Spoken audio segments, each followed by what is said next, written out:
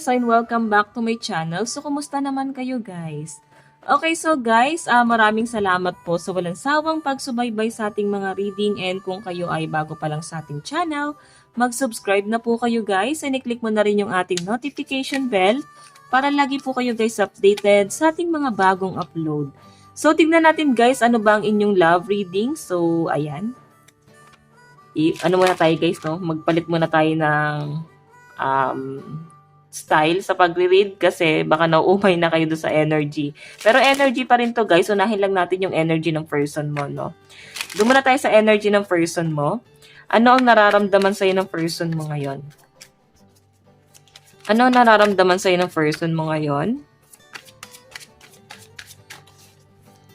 Nararamdaman ng person mo. So, kung makikita mo, Three of Pentacles, actually, nararamdaman sa'yo ng person mo. Siguro meron kang iba.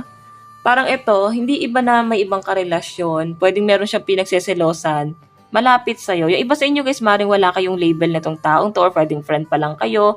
Pwedeng may nararamdaman siya sa inyo pero hindi niya guys sinasabi. Pwedeng nagsabi na sa inyo tong taong to, or pwedeng ikaw. Parang alam niyo yun, parehas na kayo guys. Parang nagkaka-vibes kayo eh. Okay? May kakaibang connection talaga sa inyong dalawa. So, hanggang sa parang nagkaroon siguro ng conflict, no? Sa pinapakita sa akin dito, guys, lumihis ang plano. Kumbaga, nagkaiba kayo ng plano. Parang, nag-end kayo nang hindi nyo malang nasisettle yung mga nangyari. Okay? I think itong person na to, gusto ko pa rin niyang makausap, pero hanggat maaari, iniiwasan niya yung mga bagay-bagay. Okay? So, sa pinapakita sa akin guys, meron siya pinagseseryoson dito na malapit sa'yo.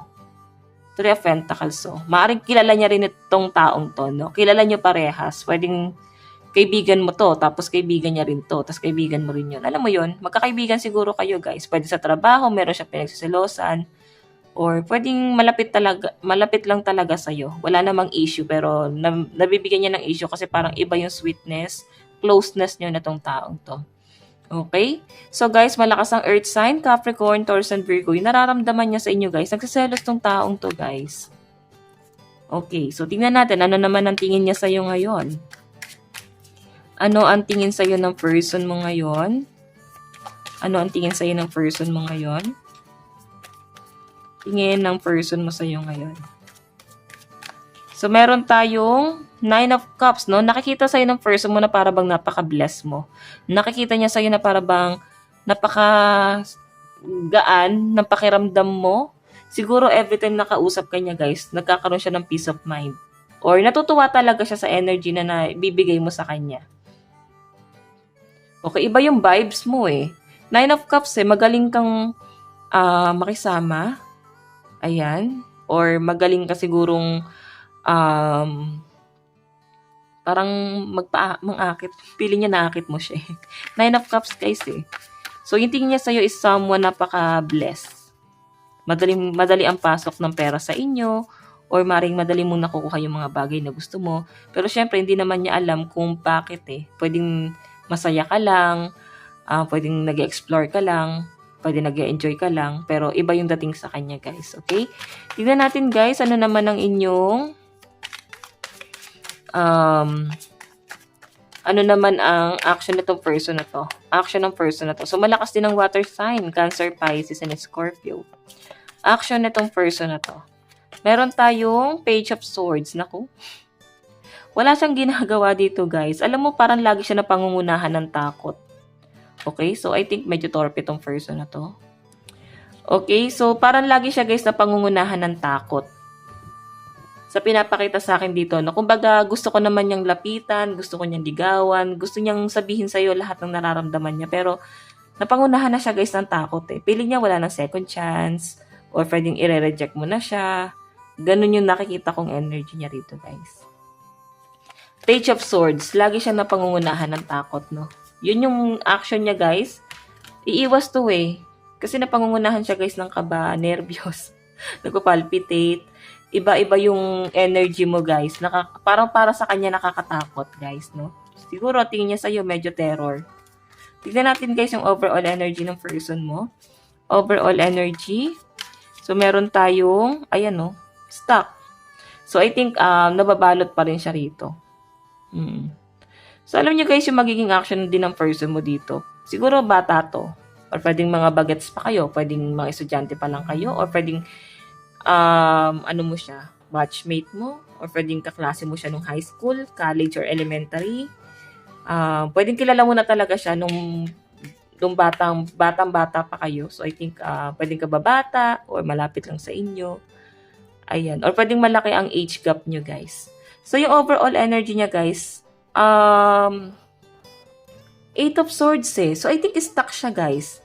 Feeling niya, naiwan siyang naka-stuck. Feeling niya, naiwan siyang nag-iisa doon. Okay, ganun yung energy niya, guys. Pwedeng, nakaka-recover ka na. Pwedeng masaya ka na or pinipilit mo maging masaya. Pero ang tingin kasi sa'yo ng person mo, masaya ka na eh. Parang tinanggap mo na, ito na yung kinahinatnan nyo. Though gusto niya guys lumapit sa inyo, pero yun nga, nakastuck siya. Nakastuck siya. Pwedeng, hanggang ngayon di pa rin nakaka-move on itong taong to guys. Ayan o. Okay? Yung saya na naramdaman niya noon guys, nawala na yun. Parang feeling niya, meron siyang dapat baguhin sa sarili niya. Nakaka-tense yung energy guys. Ano ba ginawa mo sa taong to? Kasi, sobrang siya guys, down siya ngayon. Okay, so tignan natin pagdating sa energy mo naman. So malakas ang air sign din, Aquarius, Gemini, and Libra, no? Tignan natin. Ayan, ano ba meron dito? Tignan natin. Ayan, Capricorn, Taurus, and Virgo, Cancer, Pisces, and Scorpio, Aquarius, Gemini, and Libra. So sa side mo naman, ito yung bottom of the deck niya, oh. Diba? Nakakalungkot yung energy ni person. Sobrang down na down siya ngayon dahil iniisip ka niya.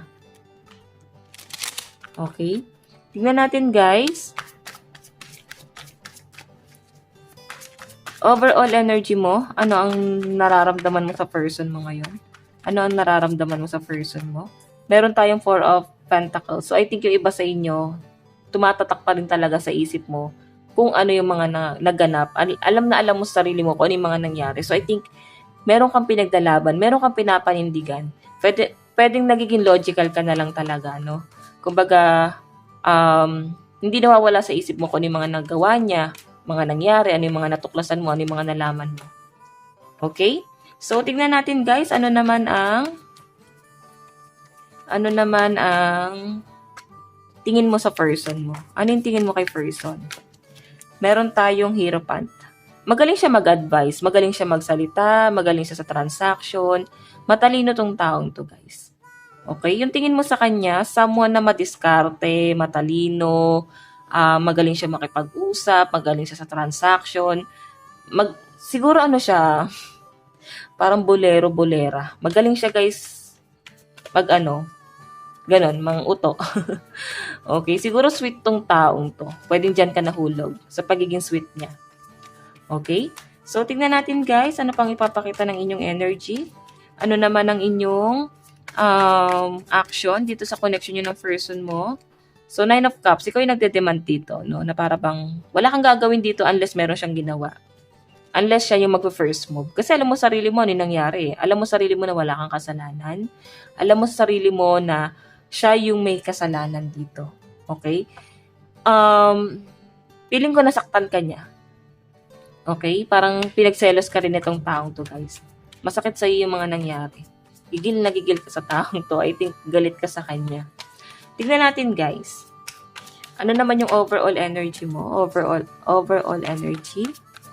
Meron tayong the moon. So, I think hindi ka pa rin nagpapakatotoo sa sarili mo. Yung tipong alam mo sa sarili mo na may nafe-feel ka pa sa kanya, pero itinatago mo yon. Or pwedeng wala na, no? Feeling mo, wala na yung feelings mo sa tao na bago na, hindi mo na na-feel yung love, pero once na ma-trigger ka, doon mo ma-feel na, ay, may pagmamahal pa pala ako. Kahit konti, kahit papano. Okay? Kasi damon eh. Kumbaga, nakatago lang to guys.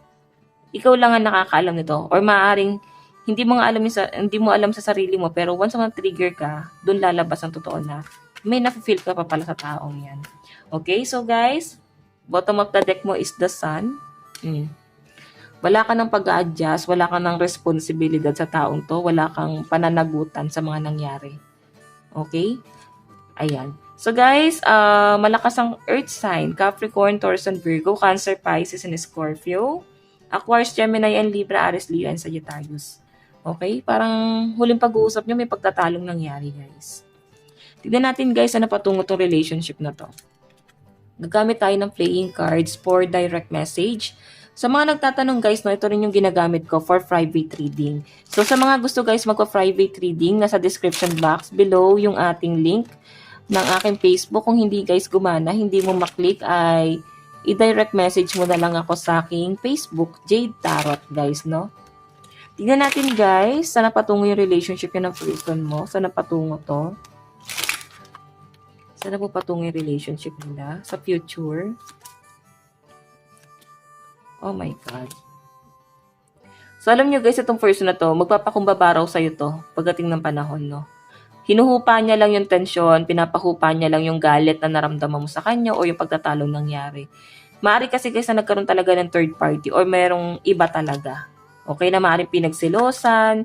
I think ginos ka ng taong to guys at maaaring naguluhan siya kasi meron ngang iba siyang nagugustuhan. So, I think parang ginos ka nga niya. Or maaaring inabandon na ka ng taong to. Okay? So, ayan, wala yung ilaw natin. Ganon yung nafe-feel ko guys. Nagselos ka sa taong to. Masakit sa inyo yung nangyari, mga naganap. Okay, so tignan natin guys ang inyong love advice. Pasensya na guys, wala yung ilaw. Love advice, meron tayong new love. Diba? New person. Or maaaring itong taong to guys, wala pa nga kayong commitment at parang new person, siya lang yung nagparamdam sa inyo ng love ulit. Maaring matagal ka ng single. Meron tayong retreat. Kulang lang kayo guys sa bonding. Kailangan nyo lang guys pag-usapan yung mga nangyari, hindi nyo guys sa pagkaintindihan, okay? So guys, ito lang naman po ang inyong reading. Hanggang sa muli, God bless and love you all. Thank you!